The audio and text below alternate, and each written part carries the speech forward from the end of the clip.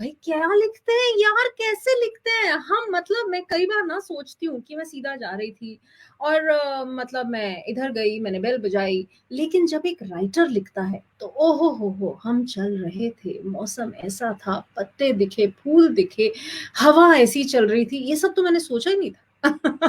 मतलब बहुत ही मेजर कविता में जब लिख देते हैं तब तो और भी ज्यादा मजा आता है, right? So guys, welcome back to the part 2 of मस्ती एवीआई। जैसा कि आप जानते हैं, यहाँ पर आज हमारे दो खास गेस्ट, जी हाँ, ऑन द टैलेंट टॉक हमारे साथ में है। और अभी अभी आप मिले अनन्या मुखर्जी से, amazing writer, unborn Dzire.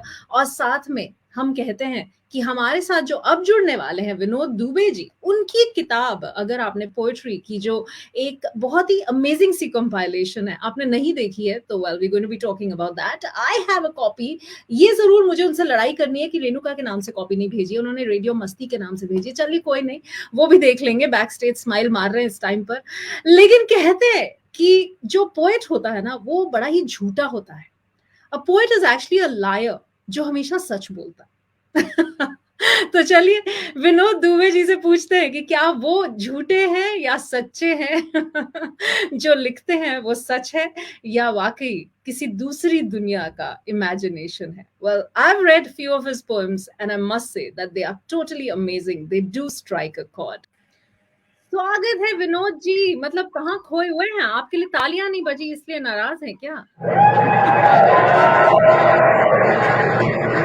Thank you Pooja. Welcome welcome.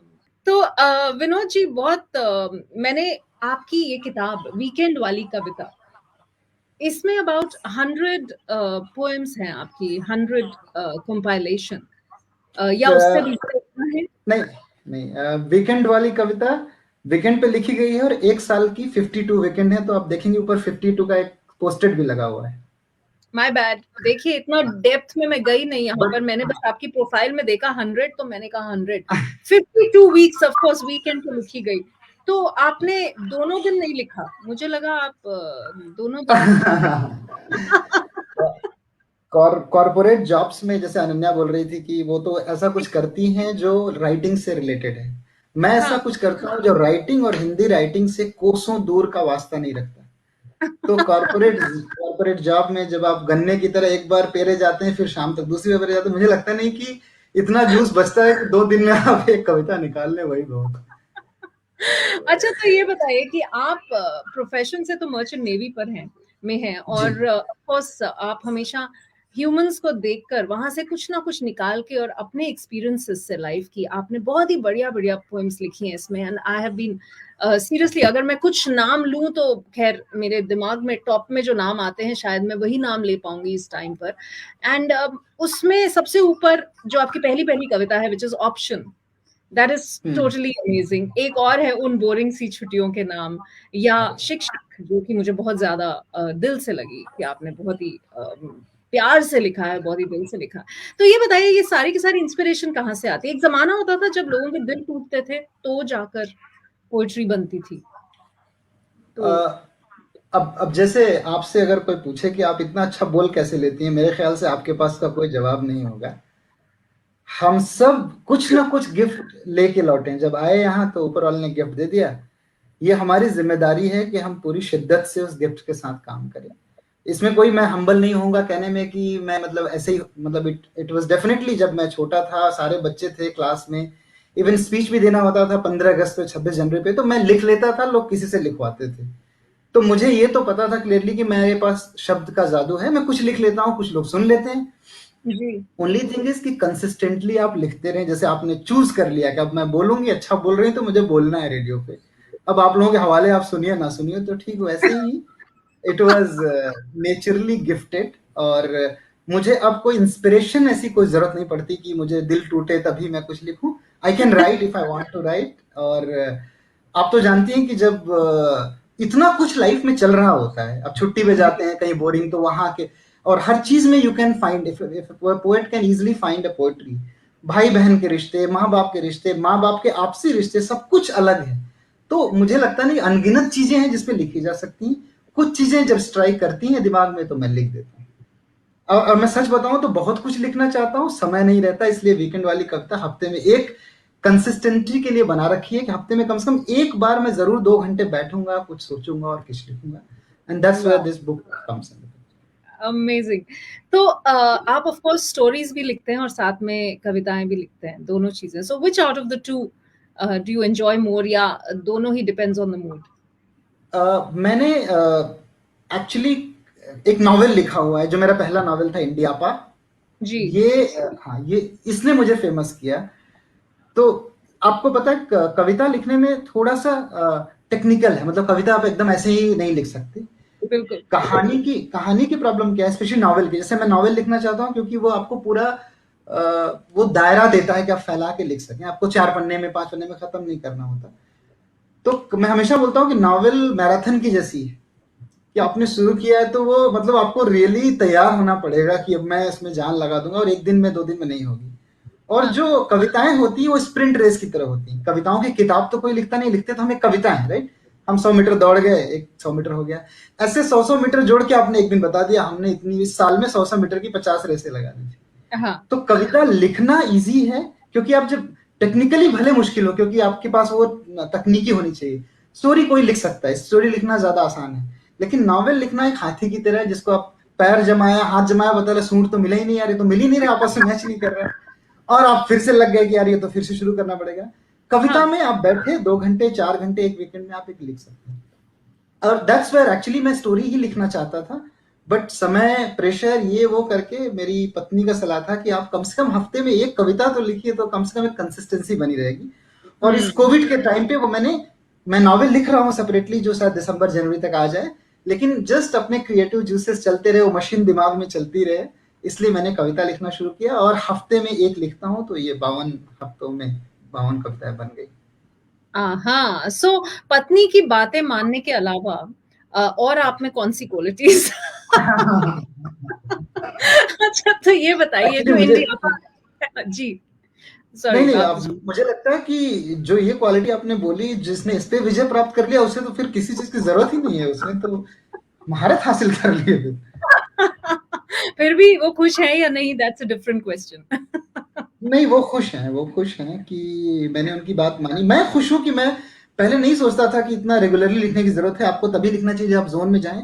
But ये जी। उनकी जिद थी कि नहीं, आपको लिखना चाहिए, whenever you write well, so why don't you push yourself and every week you write something, and today this book is there because of her constant push, so क्या बात है। I don't भैया I, तालियां बन रही हैं तो उनके लिए।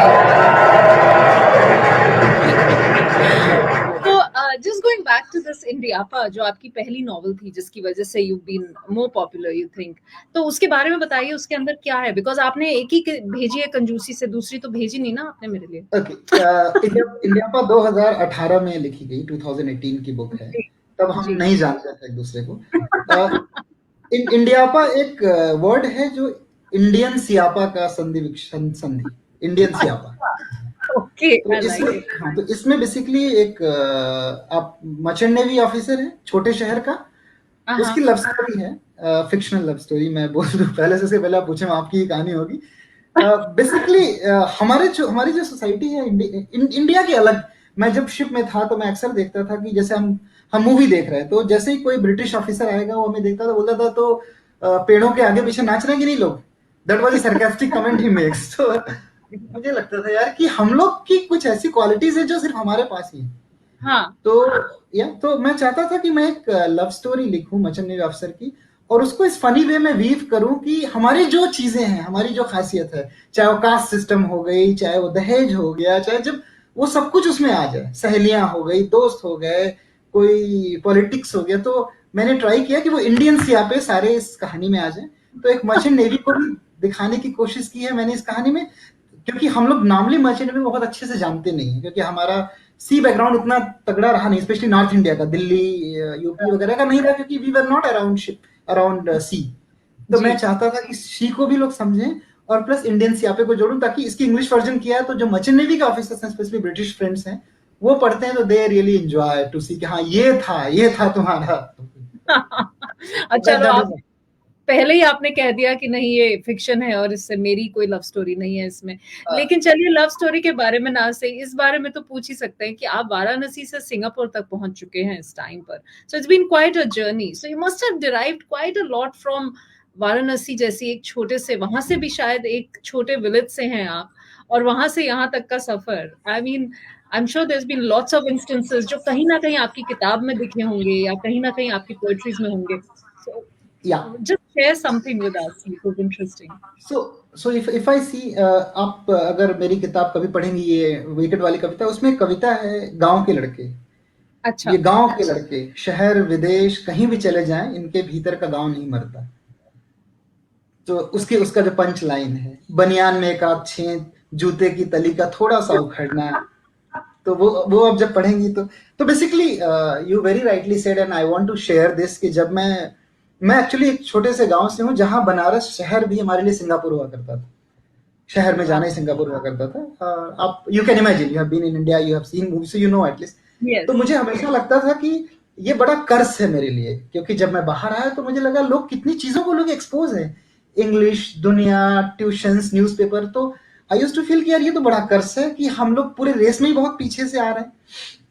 And now and I used to, जब मैं बाहर आया आईआईटी जेई के थ्रू मैंने मर्चेंट नेवी में एडमिशन लिया, वहां पे दोस्तों से बात करते मैं हमेशा कहता रहता था, इवन छोटे शहर के भी जो लड़के थे, चाहे वो कानपुर बरेली के हो, मैं हमेशा बोलता था कि तुम लोग कम से कम शहर में तो रहे हो जहाँ लाइट थी, फैसिलिटीज थी, तो तुम्हें कुछ आइडिया था कि आगे होने वाला क्या है।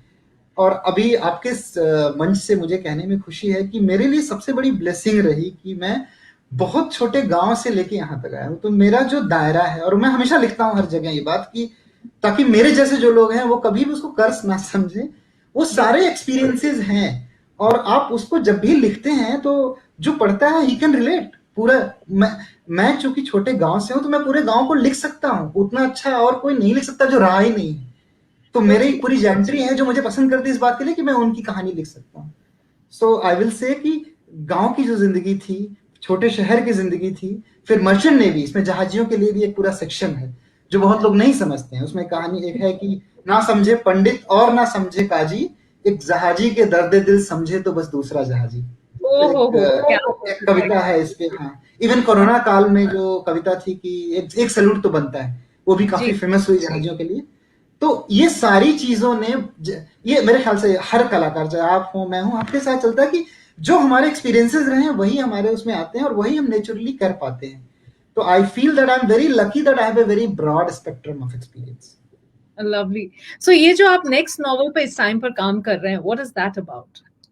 या सो अगेन, मैं अभी अभी अनन्या जी को सुन रहा था और उन्होंने एकदम मजे हुए राइटर की तरह बताया कि वो कहानी से डिटैच है, वो लिखती हैं कहानी की तरह। आई एम जी। Not detach. मैं शायद वो अभी भी, चूंकि मैं राइटर बाय प्रोफेशन नहीं हूं। मैं राइटर इसलिए हूं, उसके रीजन है कि मैं उसमें एक सेंस ऑफ पर्पस पाता हूं। इंडिया पर लिखने का मेरा उद्देश्य था कि लोग जाने कि इंडिया में कितने सियापे हैं जिनको झेलते हुए हम आगे आते हैं, जिसको छोड़ने की भी जरूरत है। और प्लस जब हमें देखे विदेश में, जब हम जा रहे हमें लोग देखें, तो ये ना देखें कि ये जस्ट हमारे जैसे ही कोई था, उसे नहीं बिल्कुल। पता कि हम कितने सियापों से निकल के यहाँ पहुंचे। तो ठीक वैसे ही जो अगला मेरा नॉवेल है, ये है एक एनआरआई पर, जो इन सारी चीजों से निकल के सिंगापुर आ चुका है। और जिसमें मैं सिंगापुर को भी दिखाना चाहता हूँ, क्योंकि मेरी हर कहानी में शहर भी रहे। जैसे बनारस था इंडिया पर में, यहाँ पे मैं सिंगापुर को दिखाना चाहता हूँ, चाहे इनका पैसे रेस हो, ईस्ट कोस्ट पार्क हो। मैं चाहता हूँ कि मेरे देश में बैठा कोई आदमी उसको देख पाए और समझ पाए, और वो ये भी समझ पाए। एक कविता की लाइन है मेरी कि वहां भी हम नहीं पूरे, यहाँ अब भी आभासी हैं, कहीं का जन्म है अपना, कहीं के हम प्रवासी हैं। वाह। तो बिल्कुल। इन्हीं दो लाइनों में ये मेरा पूरा उपन्यास है। मैं चाहता हूं कि एक प्रवासी भारतीय की जिंदगी, जब हम यहां से देखते हैं तो हम चीजों को मिस भी करते हैं, पर यहाँ की सुख सुविधाएं भी चाहते हैं। हमें कोई वहां से देखता है तो उसको लगता है कि यार हमारी जिंदगी तो ऐशो आराम की, हमें तो कोई मतलब ही नहीं कि वहां बैक होम चल के रहा है। तो मैं उस जद्दोजहद को एक फिक्शनल स्टोरी में, कहानी नॉवल में डालना चाहता हूँ। एंड आई होप और कि जो पढ़ेगा जी, दे विल लाइक इट। बिल्कुल, और शायद वहीं से आपकी वो ऑप्शंस वाली पोएट्री भी आ Yes, रही है, क्योंकि I'm so जहाँ happy एक that you can relate, you can understand. Exactly. जहाँ हम एक तरफ एक चीज चूज करते हैं, दैट इज आवर चॉइस, और हम उसी के पीछे दूसरी चीज हमें छोड़नी पड़ती है, विच इज आवर चॉइस। तो And I'm so happy that you really, I mean, you really hit it at the right place. वो ऑप्शन की जो कविता है, ये कविता उस नॉवेल में रखी गई है कहीं पे। बिल्कुल, एंड इट्स ब्यूटीफुल।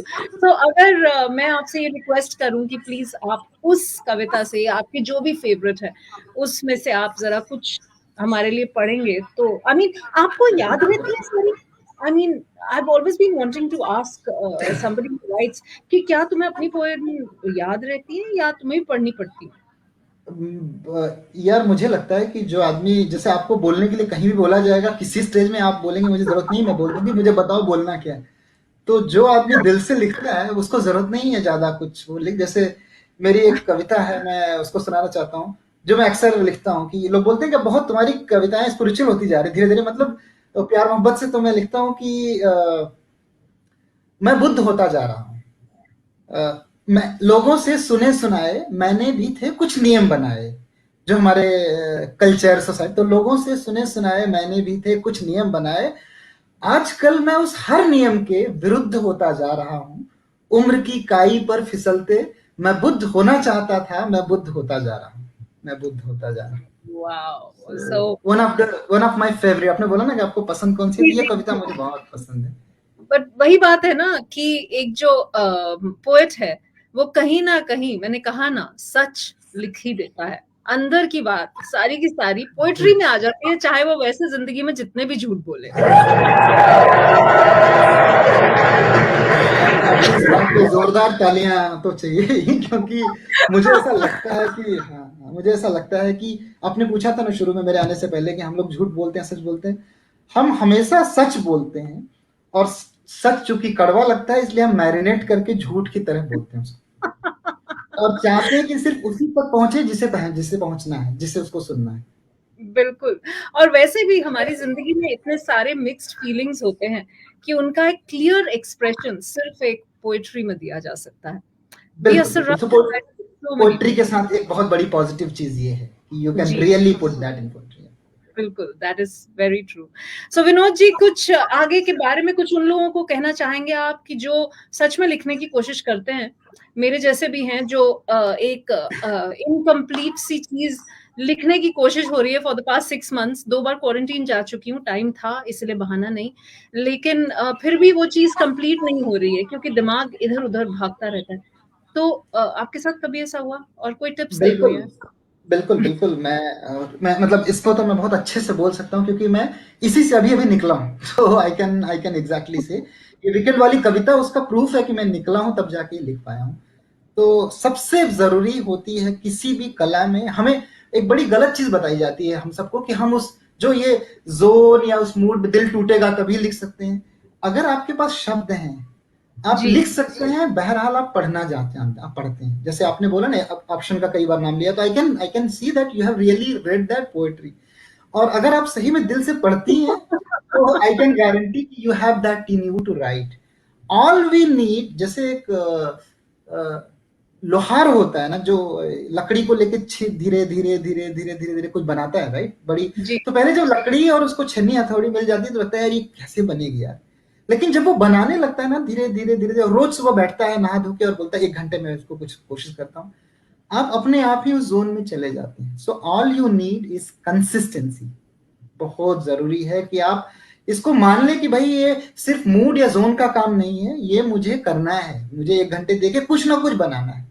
और दूसरी हुँ, चीज की, और मेरे जैसे लोग जो हैं जिनके लिए, और मैं आपको बोलूंगा क्योंकि हमारी ना तो हम इससे इतने पैसे कमा रहे हैं, ना तो हमारी ये लाइवलीहुड, तो उस केस में मैं यही बोलूंगा कि यार एज इट इज, जब हमें और कुछ नहीं मिल रहा है तो मन की शांति तो मिल सकती है ना, वो तो खरीद सकते हैं हम लिख के। तो very that's a big thing. लोगों को पसंद आ रहा नहीं आ रहा, पसंद आके भी वो हमारा क्या बिगाड़ लेंगे, या नहीं पसंद करके भी क्या उखाड़ लेंगे। कम से कम मुझे तो अच्छा लगना चाहिए ना। तो अब जैसे मैं प्यारा। लिखता हूँ सेंस ऑफ पर्पस के लिए, कि मैं नौकरी करता हूँ, कई चीजें अच्छी लगती हैं, कई खराब लगती हैं, हर किसी को कॉर्पोरेट नौकरी में लगता है। तो जी, कहाँ मुझे अमृत मिलेगा कि ये काम मैंने किया है अपने लिए, और मेरे बाद ये काम, ये कविता मेरे अलावा कोई इससे अच्छा लिखता, बुरा लिखता, पर ये नहीं लिखता। तो वो अमृत वाली जो फीलिंग है, लेगेसी वाली, वो पोएट्री या राइटिंग से आती है। तो ये दो चीज सोच के, एक तो कंसिस्टेंसी, मैं करूंगा तो कर लूंगा, और दूसरा ये मेरे लिए, मेरे बाद मेरी लेगेसी रह जाएगी। ये दो चीज सोच के अगर जी। लिखेंगे तो कुछ ना कुछ लिख ही लेंगे, पुश रहेगा आपको लिखने। डेफ़िनिटली लेगेसी रहेगी और मुझे यही लगता है हमेशा कि इंसान को एक तरफ नौकरी में पूरा मन लगा के काम करना चाहिए, लेकिन दूसरी जगह अपने लिए कुछ क्योंकि कभी ना कभी रिटायर होंगे, कभी ना कभी खुद के साथ वक़्त बिताना ज़रूरी हो जाएगा इस ज़िंदगी में और उस समय हम सोचेंगे कि हमने तो कुछ किया ही नहीं, हमने तो पूरी ज़िंदगी सिर्फ़ ऑफ़िस जाने में और ऑफ़िस का काम करने में निकाल दी, अब क्या करेंगे? एंड दैट्स और व्हेन तब mental issues and a lot of other health issues start coming in. और तब वो तो हॉबी आपको बोलेगी कि यार तुमने 1 घंटे भी मुझे नहीं दिया उन दिनों और अब अचानक तुम चाहते हो कि मैं पूरी तरह से तुम पे आ जाऊँ, ये तो गलत बात है। बिल्कुल, ये तो ज़्यादती है। But on that note, thank you so much Vinod ji कि आप आज यहाँ पर आए और आपने अपनी जर्नी शेयर करी। Of course at the same time आपने ये जो भेजा है, मैं बार-बार ऑप्शंस का नाम इसलिए ले रही हूँ because I could totally relate to it and आपने भी मेरे को गुड बोला है उसमें, तो वाक़ई समझी भी हूँ उस बात को। I have to say that it really did strike a chord apart from वो बचपन की जो छुट्टियों की बात करी है आपने, उन अच्छा, छुट्टियों के बारे में हम लोग हमेशा सोचते हैं कि जब बहुत वो मिस वक़्त कर रहा हमारे साथ होता है, तो हम उसको शायद उतना वैल्यू नहीं करते, लेकिन करेक्ट, टेक्नोलॉजी और ये सब से अब भागने को मन करता है, कहीं न कहीं। But exactly, that is exactly और beautifully stated. Thank you Renika, thank you for having me here. Thank you so much for being with us and wish you good luck. हो सकता है कि अगली बार जब आपकी ये जो नॉवल इस समय आप जिस पे काम कर रहे हैं, वो भी आप उसके बारे में बात करने के लिए हमारे पास दोबारा से आएँ and we would really sure, love to have you on the show again. Thank you so much. Thank you, thank you. Make sure you add Musty to your lives.